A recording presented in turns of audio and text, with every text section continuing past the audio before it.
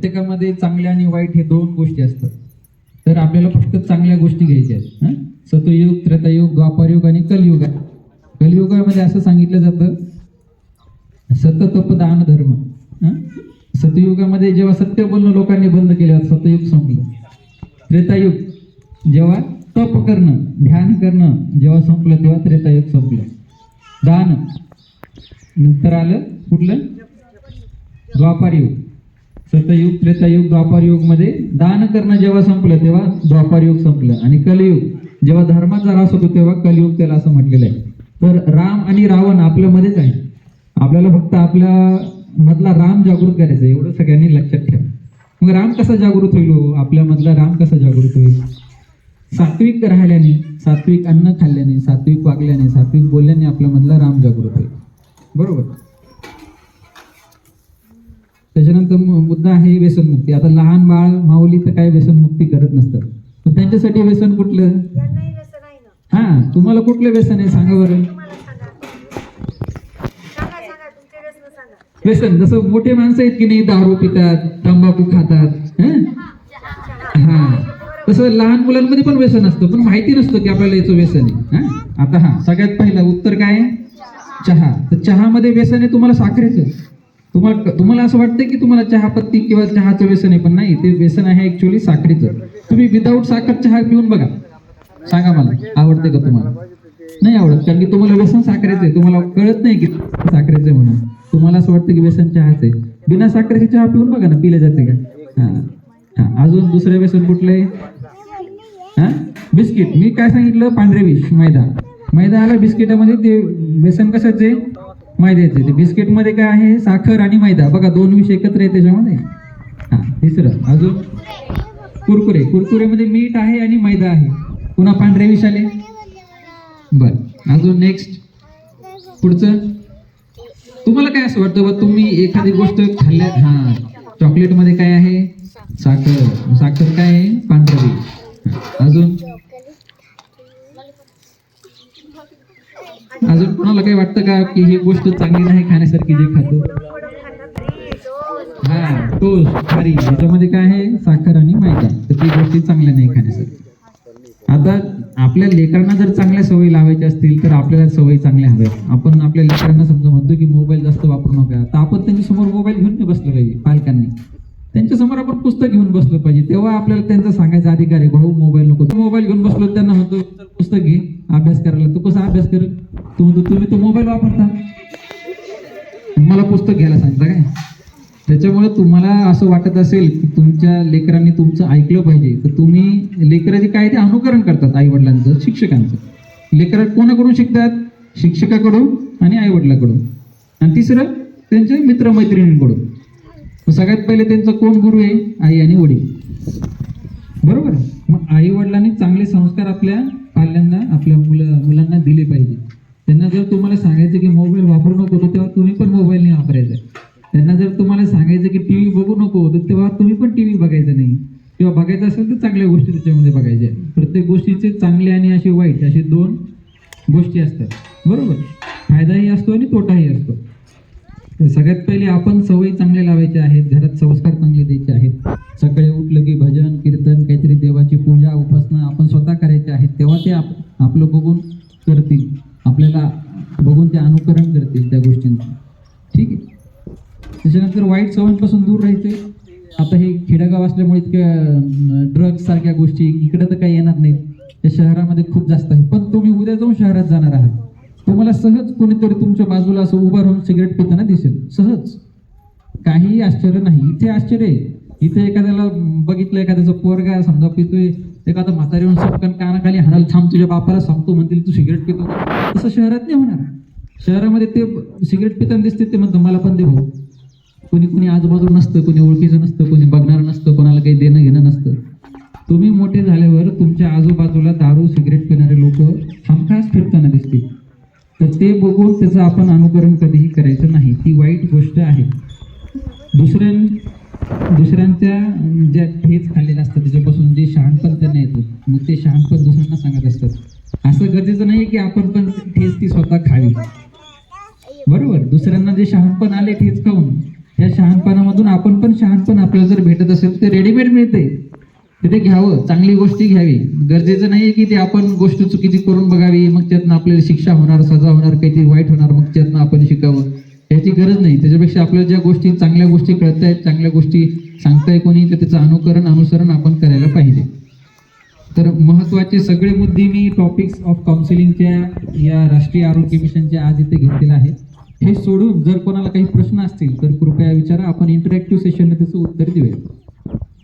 तर शिक्षणामुळे ऐकतंय, त्याच्यामुळं तुम्हाला जर शिक्षण चांगलं घ्यायचं असेल, चांगलं आनंदानं जगायचं असेल, स्वाभिमानानं जगायचं असेल, तर शिक्षण फार महत्त्वाचं आहे आणि तेच तुम्हाला वाचवू शकतं. तुम्ही जे ठरवाल ते तुम्ही होऊ शकता. विद्यार्थी मित्रांनो लक्ष द्या, मी काय म्हटलो, हे पोरांनो इकडे लक्ष द्या. तुम्ही जे ठरवाल ते तुम्ही होऊ शकता. आता ठरवा काय व्हायचे तुम्हाला, ते होऊ शकता. माझ्या एका नवोदयाच्या ज्युनियर मित्रांना ठरलं होतं की त्याला कलेक्टर व्हायचे, आज तो कलेक्टर आहे.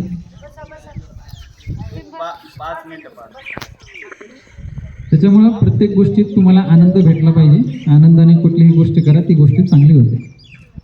आता दादांनी एक प्रश्न विचारला की बोलता येत नाही, बरोबर, किंवा मुकं मिनमिन गदगद, बुतत बोलणे, अडकळत बोलणे, तोतर बोलणे, हे जे प्रकार आहेत ते डोक्यासंबंधीचे आहेत.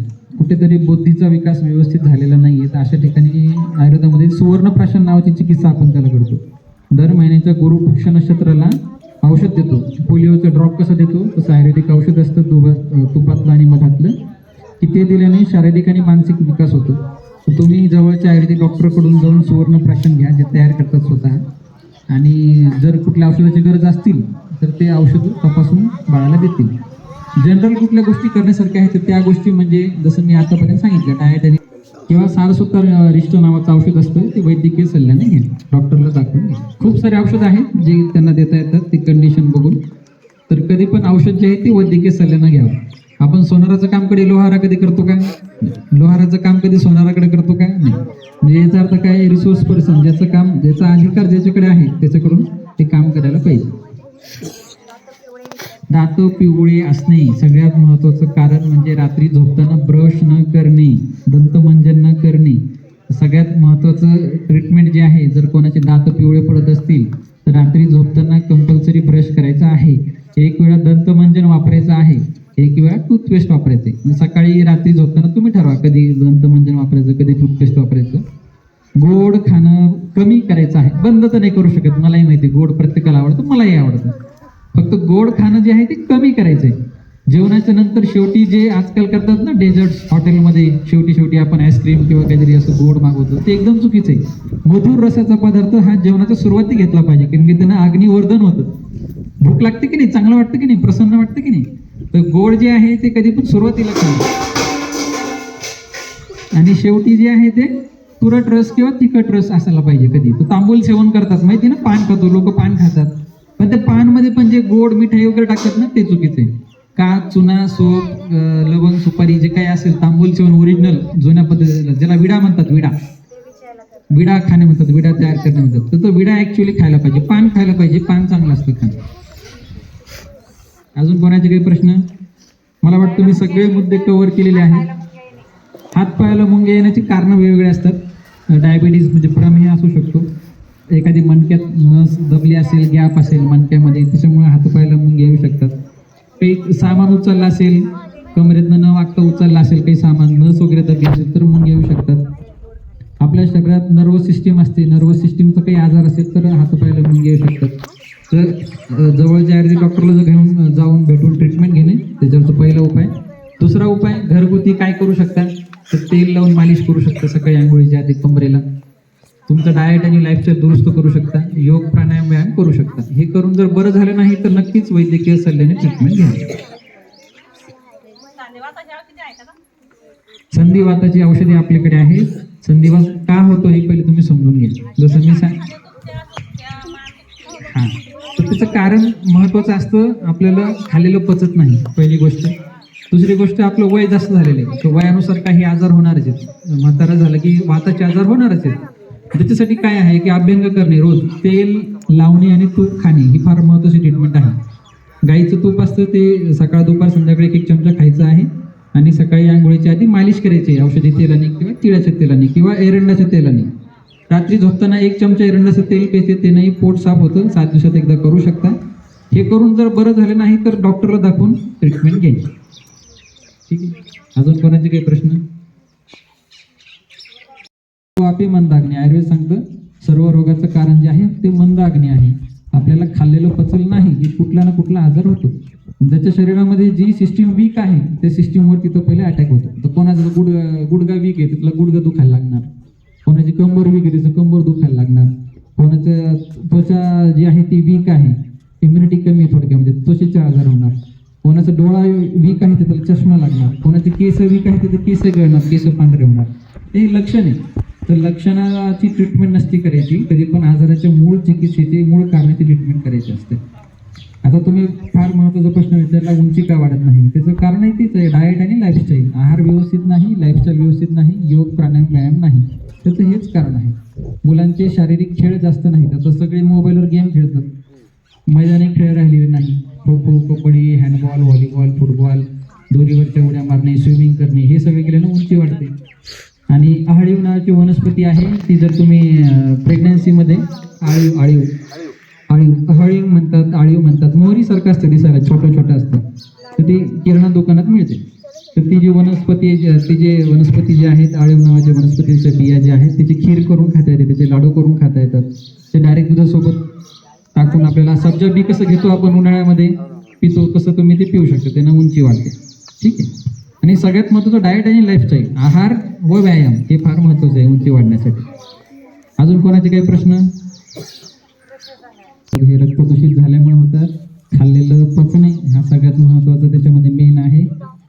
जर तुम्हाला चेहऱ्याला लावायला काही पाहिजे असेल तर आपल्याकडे आयुर्वेदिक फेस पॅक आहेत, किंवा तुम्ही सरळ कोरपड लावू शकता. कोरपड घ्यायची, तिचा घर रात्री झोपताना चेहऱ्याला लावायचा, काळे डाग कमी होतील. एक शतध्रुत घृत नावाचं औषध आहे. तूप जे आहे तूप ते 50 तास घोटलं की एक औषध तयार होतं पाण्यामध्ये, तर आमचं शतध्रुत घृत किंवा सरळ तुम्ही तूप लावू शकता रात्री झोपताना गालाला, काळे डाग कमी होतील. ठीक आहे. अजून काही प्रश्न विचार? पिंपल्स, पुन्हा ते खाल्लेलं पचलं की पिंपल्स कमी होतील. आबड धबड जे आपण खात असतो, गोड, तिखट, आंबट, खारट, तुरट, ते सगळं खाणं कमी करायचं आणि चांगला सकस आहार घ्यायचा, पिंपल्स पण कमी होतील. ते मासिक पाळी येण्याच्या आधी जे प्री मेन्स्ट्रुअल सिम्पटम ज्याला म्हणतात ना, छाती कडक होणे, छाती दुखणे, पोट दुखणे, हे नॉर्मल आहे. हे याच्यात अबनॉर्मल आहे असे काही गोष्टी नाही. फक्त ते प्रमाणाच्या बाहेर नाही व्हायला पाहिजे, मग प्रमाणात होण्यासाठी काय करायचं तर अभ्यंग करायचं. तीळ तेलाने किंवा एखाद्या औषधी सिद्ध तेलानं पूर्ण सर्वांग मालिश करायची. आता रोज तर काही करणं होणार नाही, आठवड्यात तुम्ही एकदा किंवा दोनदा करूच शकता. जेव्हा रविवारी सुट्टी असते तेव्हा करू शकता. मस्त जसं दिवाळीत अभ्यंग करतो की नाही तसंच अभ्यंग करायचं. तेल घ्यायचं 40-50 ml एका वाटीमध्ये कोमट करून घ्यायचं. खोबरेल तेल चालतं, शेंगदाणा तेल चालतं, किंवा तिळ तेल सगळ्यात छान. तिळाचं तेल घ्यायचं, कोमट करायचं, मालिश करायची त्यानं पूर्ण अंगाची, आणि गरम पाण्याने आंघोळ करायची. फक्त डोक्यावर गरम पाणी घ्यायचं नाही, जास्त गरम पाणी वापरल्याने सुद्धा केस गळतात. डोक्यावर कोमट पाणी घ्यायचं, पूर्ण शरीरावर तुम्ही गरम पाणी घेऊ शकता. ठीक आहे. मासिक पाळीचे त्रास पण कमी होतील. चांगला सकस आहार खायचा तर मासिक पाळीचे त्रास कमी होतात. ठीक आहे. ओली हळद खायची. आता हळद आपण वापरतो की नाही, जशी अद्रक वापरतो तशीच ओली हळद वापरायची, त्वचेचे सगळे आजार बरे होतात. आवळा रोज वापरायचा, सगळ्यात महत्त्वाचं म्हणजे आवळा आपल्या पोटात रोज गेला पाहिजे.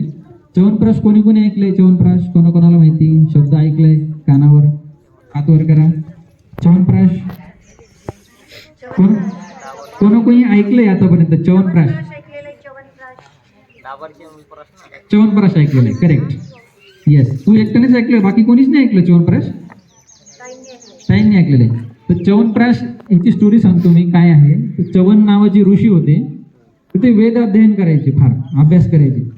पण ते वेद अध्ययन करू त्यांना काय झालं की ते जसं वय वाढत चाललं तर म्हातारे झाले बा. मग त्यांनी इंद्रदेवांना प्रश्न विचारला की देवा, मला काहीतरी औषध दे, माझं अध्ययन करायचं बाकी आहे, मला अभ्यास करायचा आहे, मला तपसाधना करायची, तर एखादं औषध असं सांगा की माझं तारुण्य टिकून राहील, म्हातारपण वार्धक्य टळेल. तर इंद्रदेवांनी त्यांना एक फॉर्म्युला दिला की हे एक औषध घे, जे आवळ्यापासून तयार करतात, त्याच्यात 33 औषधी वनस्पती आहेत, आणि हे औषध तयार कर, आणि हे औषध तयार कर. आणि त्यांनी तसं औषध तयार केलं आणि त्यांचं वार्धक्य टळलं, ते पुन्हा तरुण झाले, पुन्हा अभ्यास वेद अध्ययन करण्यासाठी ते तयार झाले. म्हणून त्या औषधाचं नाव जे आहे ते च्यवनप्राश असं पडलेलं आहे. तर च्यवनप्राश रोज सकाळी 1 चमचा खायचा आहे. मार्केटमध्ये जे चांगलं मिळतं किंवा आम्ही तयार करतो, आपल्या दवाखान्यातही मिळतं, औषध तयार करतो आपण च्यवनप्राश, हे घेऊ शकतं किंवा मार्केटमध्ये जे चांगलं असेल ते घेऊ शकतं. रोज सकाळी 1 चमचा च्यवनप्राश खाऊ शकतं. सर्दी, खोकला, ताप अनेक आजारावरती काम करतं. खूप साऱ्या आजारावर काम करतं. केस गळतीवर काम करतं. जवळपास सगळ्याच आजारात काम करतं. ऍसिडिटी, आता सगळ्यात महत्वाचा प्रश्न आहे ऍसिडिटी, आम्लपित्त होणे. आम्लपित्त म्हणजे काय हो? दूषित पित्त किंवा आपल्याला खाल्लेलं पचलं नाही तर ते आपल्याला आंबट करपट ढेकर येतात, छातीत जळजळ होते, कोणाची घशात जळजळ होते, कोणाची पोटात जळजळ होते. वेळेवर जेवलं नाही तरी आग होते पोटामध्ये, बरोबर? मग ह्याला पण आम्लपित्त म्हणावं का? तर नाही, हे नॉर्मल पण पित्त आहे. नॉर्मल पित्ताची पण लक्षणे आहे. आता समजा एखाद्याचं आरोग्य चांगले, प्रकृती चांगली, तर त्याला दुपारी समजा 12-1 वाजता त्याची जेवायची वेळ, त्याला भूक लागणारच ना, ती जेवायचीच वेळ आहे, भूक लागणारच. मग ऍसिडिटी होणार. मग त्याला काय आम्लपित्त आहे का? नाही, ते नॉर्मल पित्त आहे. नॉर्मल पित्ताचे लक्षण आहे. तुम्ही तो फक्त पित्ताचं काळ आहे, त्या वेळेमध्ये पोटात काहीतरी गेलं पाहिजे, अन्न गेलं पाहिजे. मग अशा वेळेस तुम्हाला जेव्हा तुम्ही कुठेतरी कामात आहात आणि ते पोटात जात नाहीये, तेव्हा तर जवळ एखादी पुडी ठेवायची, त्याच्यामध्ये खडी साखर थोडीशी ठेवायची किंवा काळे म्हणून सोबत ठेवायची किंवा राजगिरा लाडू सोबत ठेवू शकता. अशा वेळेस ते खाऊन घ्यायचं किंवा एखादं चॉकलेटही ठेवू शकता. पण चॉकलेटपेक्षा खडी साखर किंवा आवळा, सगळ्यात बेस्ट म्हणजे आवळा.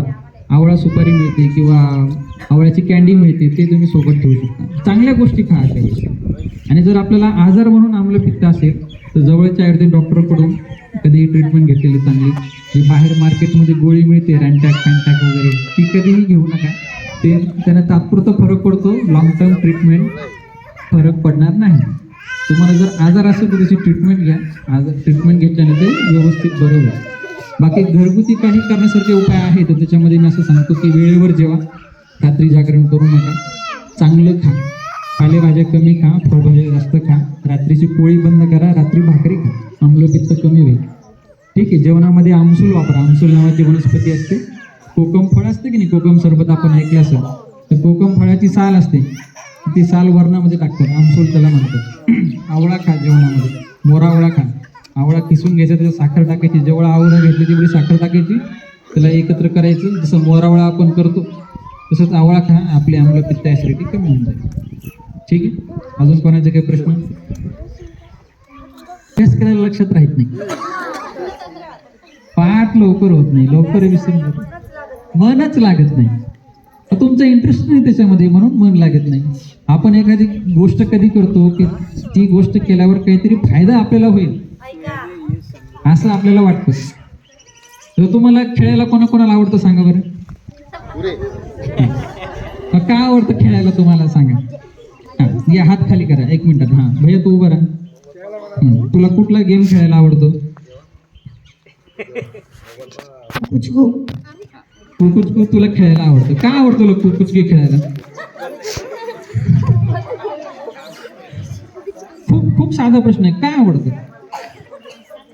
हा, मजा येते. म्हणजे काय? आनंद मिळतो. सगळ्यात सोपं उत्तर आहे, ज्या गोष्टीत आपल्याला आनंद मिळतो ती गोष्ट आपल्याला आवडते.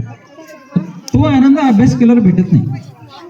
असं तुम्हाला वाटतं की मी बोरिंग आहे, काय उठलं की सकाळी जायचं, शाळेत पुस्तकं वाचायची, अभ्यास करायचा, होमवर्क करायचा, क्लासवर्क करायचा, परीक्षा द्यायच्या, तर बोरिंग वाटतं फार आपल्याला. पण ह्याच्यातनं आपला विकास होणार आहे.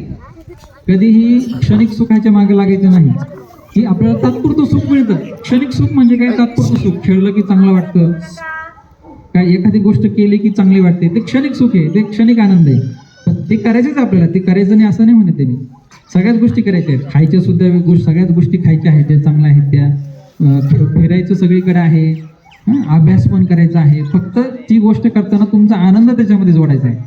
ती गोष्ट केल्यानंतर तुम्हाला आनंद वाटला पाहिजे. जेवण करताय ना तुम्ही, तर जेवण करा.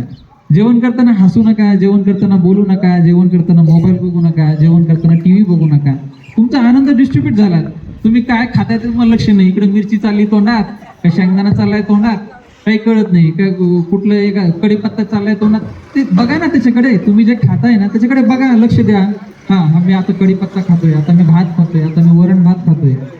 मग तो आनंद तुम्हाला मिळेल.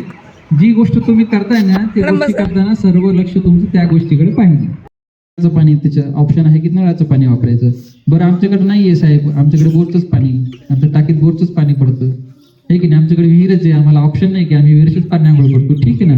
घरी एखादं फिल्टर लावा आणि डोकं धुवायला फक्त फिल्टरचं पाणी वापरा, बाकी अंगावर बोरचं पाणी घ्या, विहिरीचं पाणी घ्या, केस गळणं कमी होऊन जाईल. आमच्या इथे विहिरीचं पाणी पण लशी सारे. मग ते सांगतोय ना, त्याने किडनी स्टोन होतो क्षारयुक्त पाणी पिल्यानं. मग फिल्टर लावा, डोकं धुवायला फिल्टरचं पाणी वापरा, अंगावर घ्यायला ते विहिरीचं पाणी घ्या, चालतंय. आपल्याला ऑप्शन शोधायचं आहे सुवर्ण मध्य. आमच्याकडे शुद्ध पाणी नाहीये, अशुद्ध पाणी आहे, मग दोघांमधलं सुवर्ण मध्य काढायचं आपल्याला. जीवन जगताना असंच करावं लागतं. आपल्या मनासारख्या सगळ्या गोष्टी होत नसतात, आपल्याला काहीतरी सुवर्ण मध्य काढायचं असतं दोघांमधलं, बरोबर. दुसरं आहे डाएट चांगला पाहिजे, बरोबर. अजून कुठलं कारण वाटतं का? मी आता मॅक्झिमम पॉईंट्स कव्हर केले आहेत केस गळण्याचे, ठीक आहे. अजून कोणाला काही आरोग्यविषयक समस्या आहे? शरीरावर चट्टे येणे. आता लहान मुलांच्या बाबतीमध्ये पांढरे चट्टे कोणाकोणाच्या गालावर आहेत बघा बरं, एकमेकाच्या गालाकडे. ज्यांच्या गालावर असे पांढरे चट्टे त्यांनी मग सिद्धेशच्या गालावर पांढरे चट्टे कोणाला दिसत आहेत का? बघा, हा. तर पांढरे चट्टे मुलांमध्ये पहिलं कारण असतं जास्त गोड खाणे. जास्त गोड खाल्ल्याने काय होतं, पोटामध्ये होतं जंत तयार, आणि ते जो अन्न खातोय तो नाही खात, ते जंत खात असतो, जंत मागत असतात. म्हणून त्यांना बघा तुम्ही, त्यांचं लक्षणं बघा, ते सारखे खात असतात, थोड्या वेळेने गोड खात असतात, सारखं खात असतात. जे काही मार्केटमध्ये मिळतं रेडीमेड ते खात असतात. त्यांना असं वाटतं, बसून घ्या, त्यांना असं वाटतं की मला भूक लागते, त्यांना नसते भूक लागत, ती जनतांना भूक लागत असते. ह्याच्यावर उपाय असा आहे की आयुर्वेदिक औषधं ह्याच्यासाठी आहेत, मार्केटमध्ये मिळतात. आयुर्वेदिक वैद्याच्या सल्ल्याने औषधं घेऊ शकतो. जडीबुटीचीच औषधं सांगते. कडुनिंबाचं औषध आहे. कडुनिंबाचा पाला घ्यायचा, त्याला मिक्सरमधून फिरून घ्यायचं, अर्धा कप रस करून थोडंसं खडीसाखर टाकून घ्यायचं, जंतू मरून जातं, पिऊन घ्यायचं. तेच औषध आहे ना. मग त्याच्यासाठी औषधी कल्पना आहे जे वैद्य त्याच्या युक्तीनं वापरतो.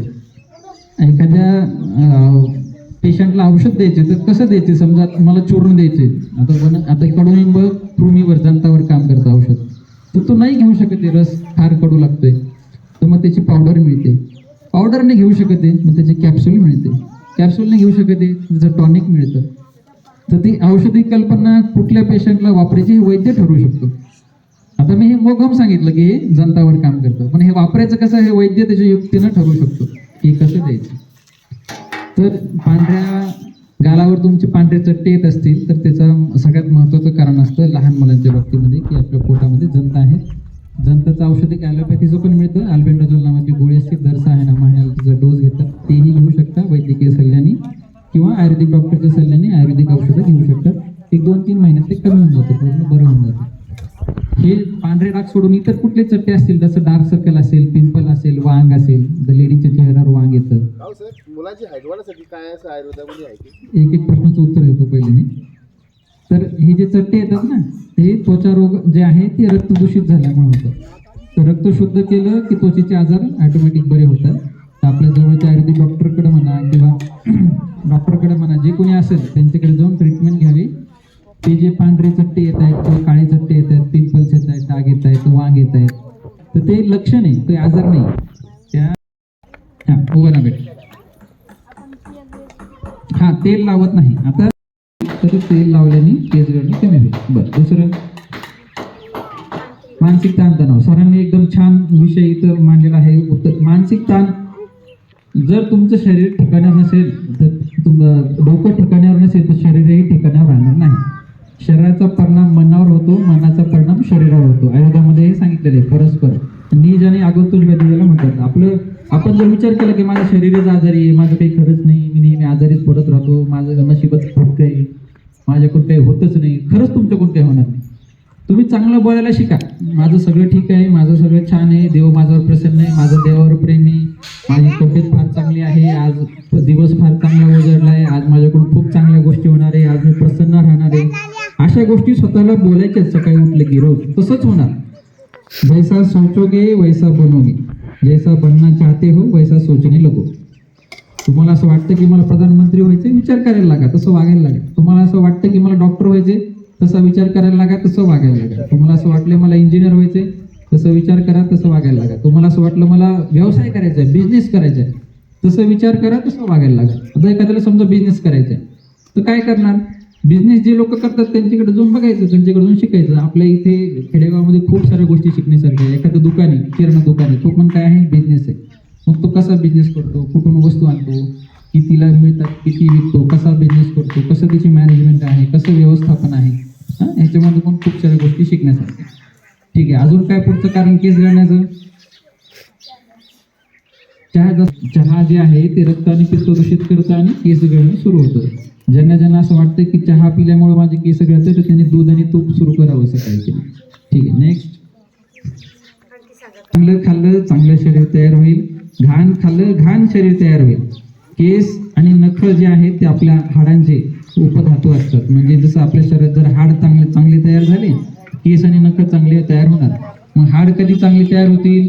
हाड तयार होतात आपल्या मोठ्या आतड्यामध्ये. जसं पचन व्यवस्थित झालं तर हाड चांगलं तयार होईल. म्हणजे थोडक्यामध्ये काय आहे की आपलं अन्न चांगलं पोटात गेलं पाहिजे तर आपले अस्थिधातू चांगले तयार होतील. अभ्यंग करणं महत्वाचं आहे, अंगाला तेल लावणं, मालिश करणं महत्वाचं आहे, तेव्हा केस चांगले तयार होतील. नेक्स्ट, पुढचं काय कारण असं आहे असं तुम्हाला वाटतं? शॅम्पू वापरणे. केमिकल जे तुम्ही वापरताय बाहेरून, वही वापरायची गरज नाही, ते फक्त मार्केटिंग. ऍक्च्युअली त्याच्यात औषध जे आहे ते आवळा, रिठा, शिकेकाई, कांदा, हे जे वनस्पती जे आहेत ज्या केसांच्या आरोग्यावर चांगले काम करतात तेच औषध आहे. 99% त्याच्यामध्ये केमिकल आहे. तुम्हाला ते केमिकल विकतात, औषध फक्त 1% आहे.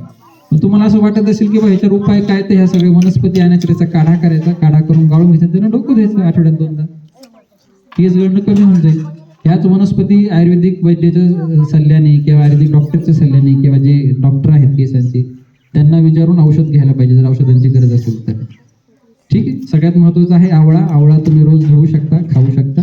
आवळ्याने डोकं धुवू शकता, आवळ्याचा रस पिऊ शकता, आवळ्याचं पावडर खाऊ शकता. त्रिफळा नावाची वनस्पती आहे ती तुपासोबत किंवा मधासोबत खाऊ शकता. सगळे औषधं वैद्यकीय सल्ल्याने घ्यायचे आहेत. चालतं. जर तुम्ही स्वतःलाच हँडल नाही करू शकले, जर तुम्ही स्वतःलाच नाही सांभाळू शकले तर दुसऱ्याला कसं सांभाळणार? त्याच्यामुळे स्वतःला सांभाळायला शिका.